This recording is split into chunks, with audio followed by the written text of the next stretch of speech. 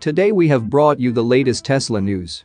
Tesla Giga Shanghai's annual run rate hits 1.05 million vehicles in October, reports suggest. Tesla to open government-funded superchargers to all EVs in Australia. Anti-Tesla FSD Crusader laments, rejected Twitter advertisement.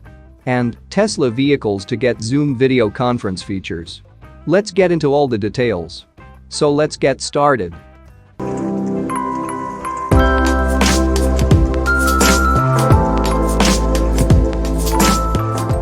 Data from China Merchants Bank International (CMBI) has revealed something remarkable about Tesla's operations in China. According to the firm, Tesla China was able to produce a record 87,706 vehicles in October, effectively pushing Giga Shanghai's annual run rate to over 1.05 million vehicles. This suggested that Tesla China was able to add to its electric vehicle inventory in China at its fastest pace ever, despite automakers and investors in China bracing for a downturn in the country's automotive market. As per CMBI data, Tesla produced 87,706 Model 3 sedans and Model Y crossovers in Giga Shanghai in October. And since the electric vehicle maker only delivered 71,704 vehicles last month, this left a gap of 16,002 made-in-China Teslas in inventory. As noted in a Reuters report, this represents the biggest gap between production and sales since the Giga Shanghai started operations in late 2019. Tesla China, for its part, has not issued a comment about the matter. CMBI, which is based in Hong Kong, has been relatively bearish with regard to its outlook for China's overall automotive segment. In a note last month, the firm noted that it expects a slowdown in retail demand in 2023. The firm cited a growing inventory of unsold cars as one of its concerns. Tesla, however, operates quite differently compared to traditional automakers. The electric vehicle maker sells its cars through its own stores rather than through dealers. Thus, the company is left to hold and finance any inventory that has not yet been delivered to customers. Tesla also typically produces more cars at the start of a quarter before concentrating on deliveries in a quarter's last weeks. Musk has claimed that the company is working to break this pattern by timing its vehicle deliveries better. China seems determined to ramp up its retail sales in China this fourth quarter. Over the past weeks, the company has rolled out price cuts for the Model 3 sedan and Model Y crossover, relaunched a referral program, and offered discounts for inventory vehicles, among others. Gigafactory Shanghai has also remained a hub of activity, with the company exporting large numbers of vehicles to foreign markets since Q4 2022 started. Moving to the next update, Tesla to open government-funded superchargers to all EVs in Australia. Tesla has already opened up their supercharger network in more than a dozen countries across Europe. It looks like the automaker will soon be expanding their non-Tesla supercharger program to another country on the other side of the world, Australia.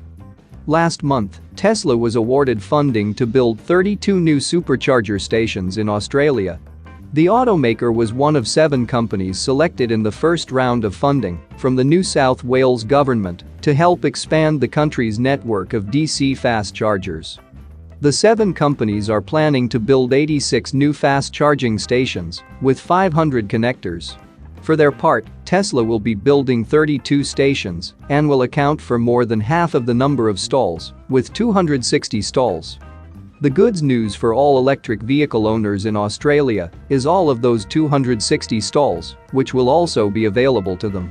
As part of the requirements to receive the government funding, all connectors have to be available to all EV owners, meaning non-Tesla owners will soon be able to plug into superchargers in Australia.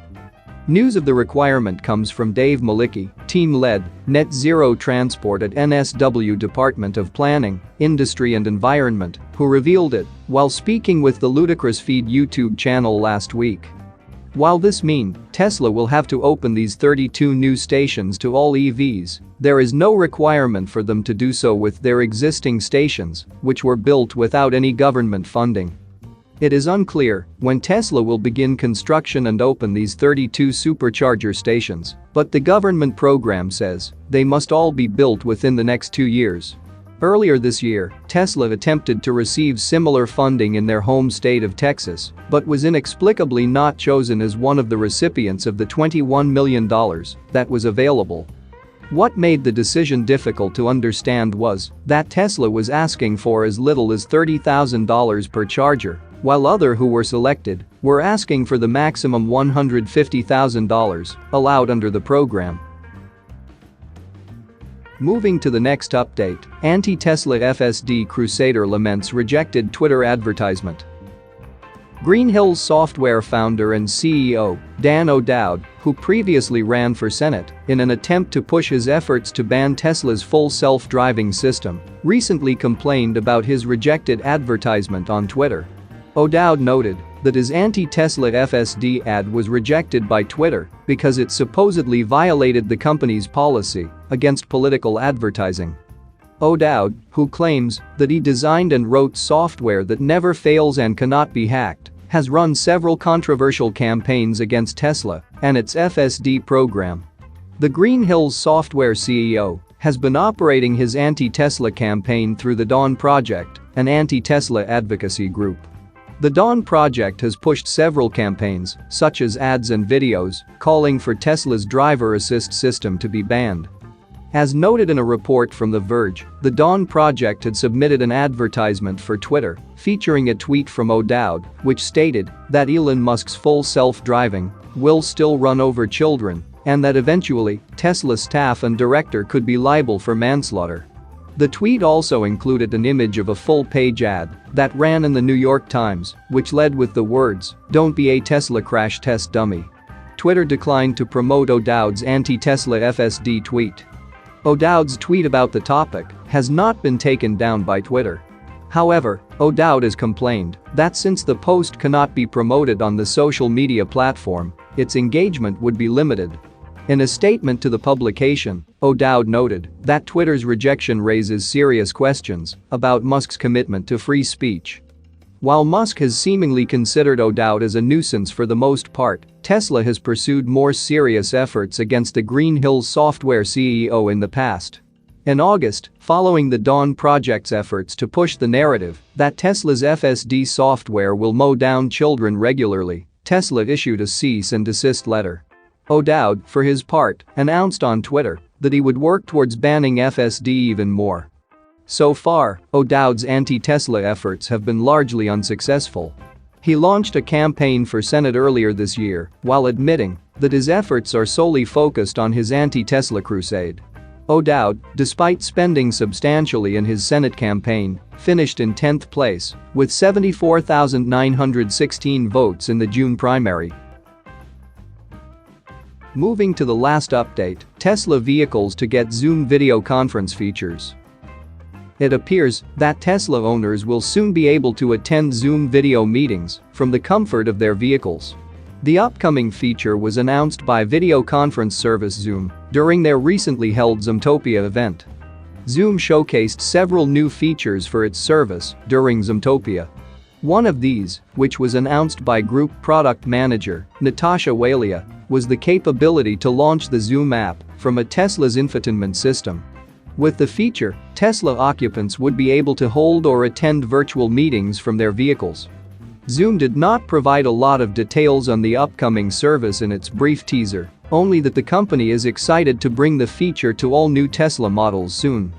Interestingly enough, Zoom's short teaser showed that the Tesla Passenger had a video feed in the call, so the feature would likely use the in-cabin camera present in the Model 3, Model Y, and the new Model S and Model X vehicles. As per Zoom's demo, it appears that if Zoom users sync their phone's calendar to their Tesla, they would be able to launch a meeting directly from the vehicle's in-car calendar. This should make Zoom meetings simple for Tesla owners.